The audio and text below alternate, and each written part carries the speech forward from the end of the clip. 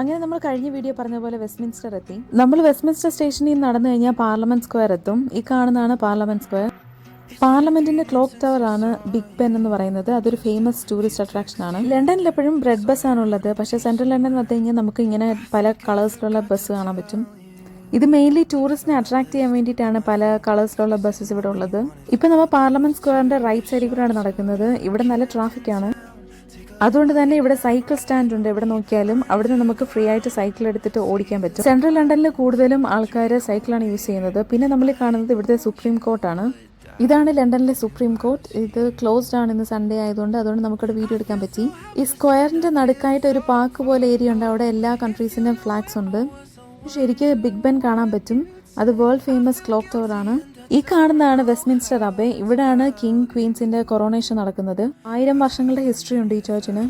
ഈ കാണുന്നതാണ് പാർലമെന്റിന്റെ ബാക്കി ഭാഗം. പാർലമെന്റ് പലതായിട്ട് ഡിവൈഡ് ചെയ്തിട്ടുണ്ട്, പല ടവേഴ്സ് ആയിട്ട്. അവിടുന്ന് ഞങ്ങൾ ആ പാർക്കിലെത്തി. അവിടെ ഇരുന്ന് നമുക്ക് ആ ഫുൾ പാർലമെന്റ് സ്ക്വയർ നന്നായിട്ട് കാണാൻ പറ്റും. ലണ്ടൻ വിസിറ്റിംഗിന് വരുന്നവരെല്ലാം മസ്റ്റായിട്ട് വരുന്ന സ്ഥലമാണ് ഈ പാർലമെന്റ് സ്ക്വയർ. ഇവിടെ വന്ന് ഇങ്ങനെ ടൈം സ്പെൻഡ് ചെയ്യാൻ നല്ല രസമാണ്. ഇവിടുന്ന് മുമ്പോട്ട് നടന്നെത്തിയാൽ നമുക്ക് ലണ്ടൻ ഐയുടെ ഏരിയയിലോട്ട് വരും. ഇത് ശരിക്കും ബ്രിഡ്ജാണ്. ബ്രിഡ്ജിന്റെ താഴെയാണ് ലണ്ടൻ ഐ.